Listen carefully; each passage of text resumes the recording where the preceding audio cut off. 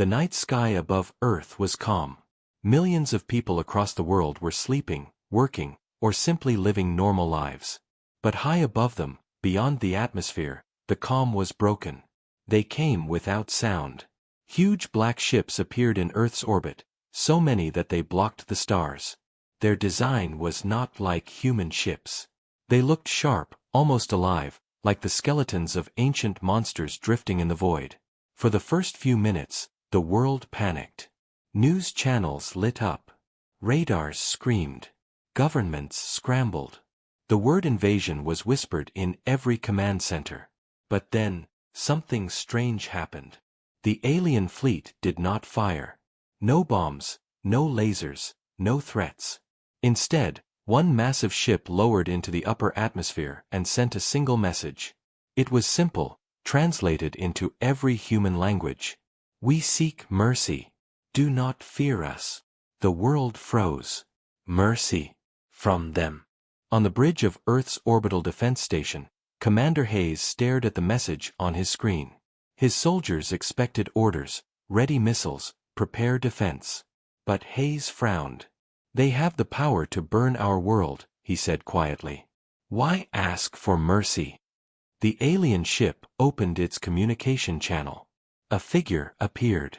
It was tall, covered in dark skin that shimmered like polished stone. Its eyes were deep, glowing faintly with silver light. When it spoke, its voice carried weight, as if many voices spoke together. Our world is gone. War destroyed us. We have no home, no refuge. We beg you, children of Earth, grant us mercy. Shelter us. Across the planet, people listened. Some cried. Some felt compassion. After all, weren't humans the ones who always dreamed of peace among the stars? The governments debated. Should they open the gates of Earth and welcome these lost wanderers? But not everyone believed the story. In a hidden briefing room, a group of analysts studied the alien transmissions. Their ships, one whispered. They are not broken. Their weapons. They are active. Another added, their energy cores are too strong for refugees. These are warships. Still, the aliens continued their act. They sent images of burned cities, destroyed lands, crying children from their world. They spoke with sadness, with weakness. But Commander Hayes could not shake the feeling. His instincts screamed. He leaned close to his officer. Mercy? No. These are predators in disguise. The officer swallowed. Sir, the world wants to believe them. Hayes's eyes narrowed. Then the world is blind. Tell me, what kind of predator comes to the most dangerous world in the galaxy, asking for mercy? For that was the truth. Earth was not a gentle world. To outsiders, it was known as a death world. Its jungles, its deserts, its storms, all deadly. Even humans themselves were shaped by constant struggle, survival, and conflict. No species in the galaxy considered Earth a safe home. Yet here were these aliens, with technology far greater than humans, begging for kindness. Something did not add up. Meanwhile, down on the planet, crowds gathered in city squares to watch the alien ships above. Children pointed at the glowing sky. News anchors described the event as the greatest chance for peace in history. In secret military bases, soldiers sharpened their weapons. They were ordered to stand down, but they whispered to each other. It feels wrong. Too easy. Too peaceful. At the United Earth Council meeting, leaders voted. Many wanted to open talks, to show compassion. Only a few argued against it. Humanity must show strength, one general warned. We cannot give trust so easily. But his words were drowned in applause for peace. That same night, Hayes stood at the viewing window of the orbital station, staring at the alien flagship. He spoke softly to himself, almost like a warning to the stars. They think we are soft. They think we are prey. The silence of space gave no answer. But deep inside, Hayes knew. The aliens had not come for mercy. They had come for something else. Something darker. As Earth slept under the shadow of alien ships, no one could see the truth yet. Not the children who waved at the sky. Not the leaders who spoke of peace. Not even the soldiers who waited with nervous hearts. But the truth was waiting. And when it revealed itself, the galaxy would learn a lesson it would never forget. Mercy was not what these visitors would find. Because Earth was not like other worlds. It was a death world. And Deathworlders did not forgive. The alien ships hung above Earth for 3 days. 3 long, heavy days. At first, people were afraid. But slowly, fear turned into curiosity. The aliens sent no threats, no attacks. They sent only words, soft, sorrowful words. They spoke of destruction, of their broken homeworld, of families lost. News channels showed images of their suffering. These are survivors, reporters said. They need us. Crowds across Earth carried signs. Give them mercy. Give them shelter. But in secret rooms, behind locked doors, the truth was being studied. Commander Hayes stood before a glowing display of data. His scientists and soldiers whispered nervously around him. Their ships are too advanced, one said. Energy weapons, plasma cannons, fully active. Another analyst added, their shields are running at full strength. No refugee keeps weapons ready. Hayes clenched his jaw. And yet the world wants to believe them. It was true. The United Earth Council, pressured by the people, prepared to welcome the aliens. Leaders spoke about unity and compassion. They wanted to open Earth's gates, let the aliens land, build camps, maybe even stay forever. But Hayes felt the chill of danger in every word the aliens spoke. On the 4th night, he received a secret report. A scout drone, sent close to the alien flagship, had picked up something strange. A signal, buried deep inside their transmissions. When decoded, the message was simple and terrifying. The humans are weak. Soon they will kneel. Hayes's blood ran cold. He slammed his fist on the table. Predators, he growled. They wear the mask of victims, but their teeth are sharp. His officers looked uneasy. One of them whispered, "Sir, if the council hears this, they will call it fear-mongering." Hayes stared out the window at the massive alien ship. Then let them call it fear. But we must prepare. Because when these creatures strike, they will not ask again for mercy. Down on Earth, life continued. In the cities, people cheered as the alien voice echoed from the skies. The voice was calm, almost soothing. We seek peace. We seek shelter. We are not your enemies. And yet, while the world smiled, in the shadows of the alien ships, something else moved. Small crafts detached, almost invisible to human eyes. They slipped through the clouds, scanning Earth's defenses, mapping military bases, marking targets. No one on Earth saw them. But Hayes's orbital station detected faint traces. He gathered his officers. Look at the pattern, he said, pointing at the hidden trails on the screen. They are not refugees. They are hunters, measuring their prey. The room fell silent. Meanwhile, in the council chambers, a heated debate shook the room. Some leaders demanded strict caution. Others accused them of cruelty. We are not monsters, one delegate said. If they need help, we must give it. But General Sato, one of the few who agreed with Hayes, stood tall. And if they are lying? He asked. If this is a trap? Will your kindness save us then? The chamber erupted in argument. In the end, compassion won. The council voted, Earth would open its doors. The message was sent to the alien fleet, you may land. Earth welcomes you. When the decision reached Hayes, he felt his stomach turn. He looked at his officer. Do you see? We are opening the gates for the wolf to enter the sheepfold. The officer swallowed. Sir, what do we do? Hayes's voice was low, sharp, like steel. We prepare. Quietly. Silently. Because when the mask falls, we will be the only line between survival and extinction.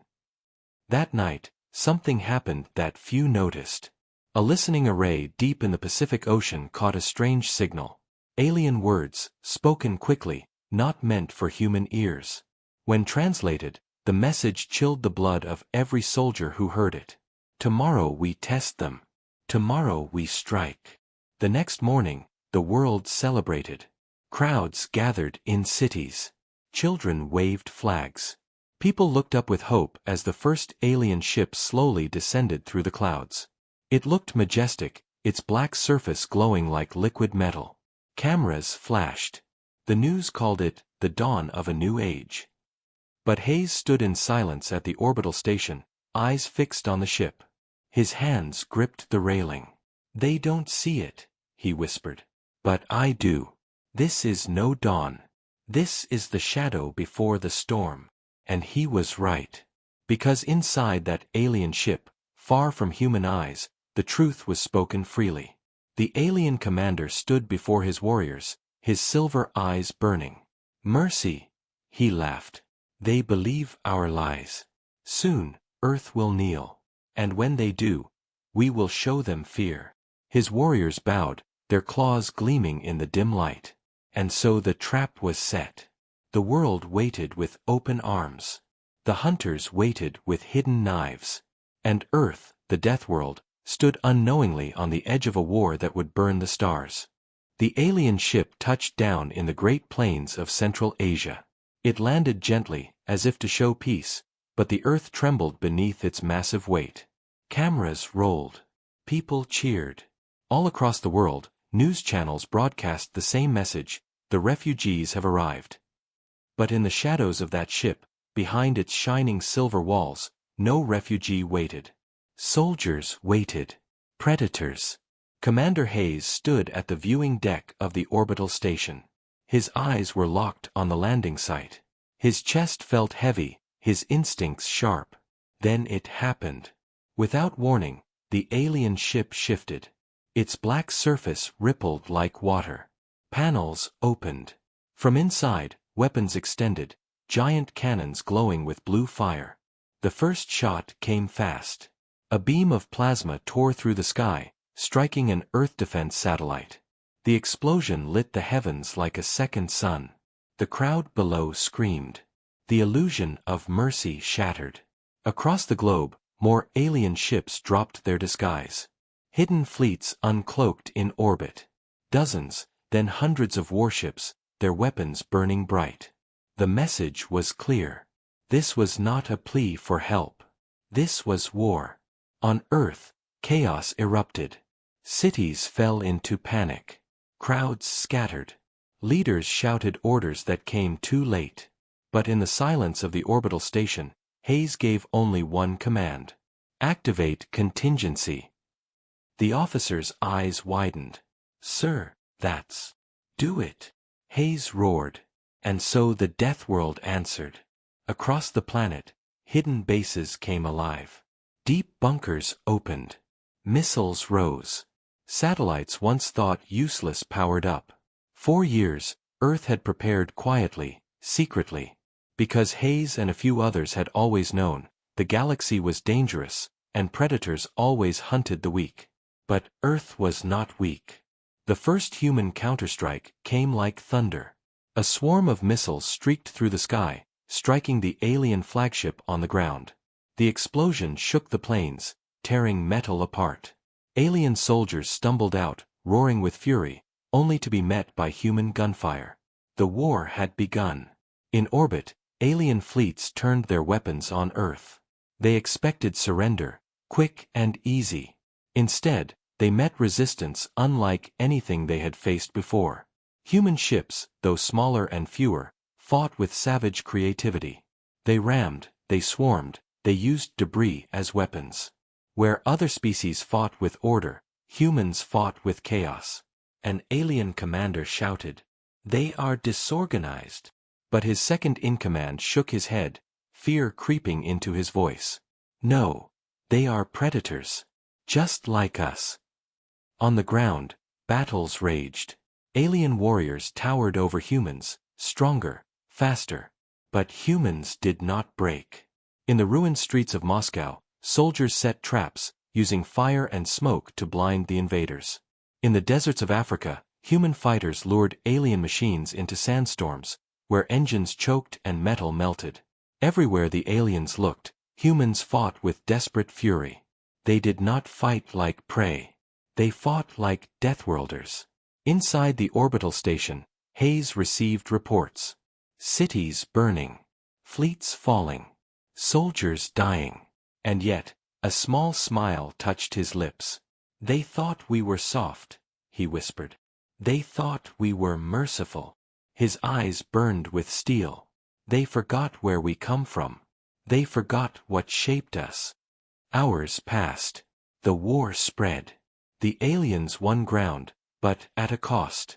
Every city they attacked became a trap. Every soldier they faced left scars. By nightfall, the invaders began to realize the truth. Earth was not an easy world. It was not safe. Every storm, every desert, every jungle fought alongside its people. Even the planet itself seemed to rise in anger. One alien officer, watching the battle from orbit, whispered in terror, "This planet is alive. It does not want us here." On the ground, human survivors regrouped in the ruins. Families that had lost everything picked up weapons. Farmers, miners, workers, all became fighters. For humans had lived with struggle since the beginning of time. Hunger, disease, storms, predators, Earth had taught them one lesson: survive. And now, facing alien conquest, they would survive again. Not by begging. Not by mercy. But by fear. At midnight, Hayes sent his final order to every human soldier. His voice echoed across radios, satellites, and networks. "Deathworlders, listen. They came to take our mercy. Instead, we will give them terror. Show them what it means to fight Earth." Across the planet, a single roar answered him. Millions of voices, human voices, rising in unison. And for the first time, the aliens felt something they had not felt in centuries. Fear. The galaxy would remember that night. The night Earth stopped pretending to be weak. The night the Deathworlders were unleashed. The war burned for 3 days. 3 days of fire, blood, and steel. Alien ships filled the skies. Cities fell. Mountains shook. Yet everywhere the invaders looked, the humans rose again. The aliens had come for mercy. Now, all they found was resistance. Relentless, merciless resistance. On the 4th morning, the alien high commander stood inside his flagship, staring down at the planet below. His silver eyes burned with anger, but behind that anger was something worse. Fear. He slammed his claws against the table. "Why do they not break?" he hissed. "Why do they keep fighting?" One of his officers, wounded and trembling, whispered, "Because they are not like the others. This world, it is cursed. It shapes killers." The commander turned sharply. "No. They are weak. They must be weak." But even he no longer believed it. Down on Earth, in the ruins of a city once bright with lights, Commander Hayes stood among his soldiers. His uniform was burned, his face lined with ash, but his eyes were sharp, cold. Reports came in one after another: alien fleets retreating from orbit, alien troops abandoning battlefields, alien morale collapsing. And Hayes knew why. "They came for mercy," he said softly, his voice carrying across the ruined street.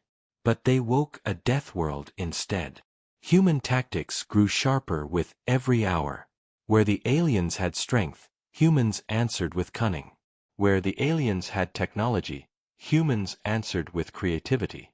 In the forests of South America, guerrilla fighters used the jungle itself as a weapon, ambushing alien patrols with poison and traps. In the frozen wastelands of Siberia, soldiers lured alien machines onto thin ice, watching them sink into black waters. In the deserts, tribes used storms to hide their movements, striking and vanishing like ghosts.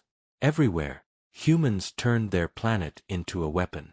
The aliens were no longer fighting just people. They were fighting Earth itself.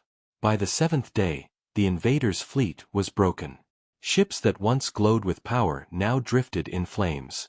Their mighty armies were scattered, leaderless, hunted.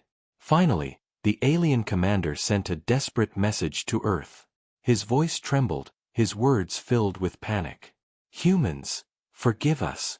We ask for mercy." The same words he had spoken when he first arrived. But this time, the reply was different. Hayes stood before the camera, his face lit by firelight, his tone calm, almost gentle. "Mercy," he said. "You came asking for kindness. You answered with betrayal. And now, you want mercy again."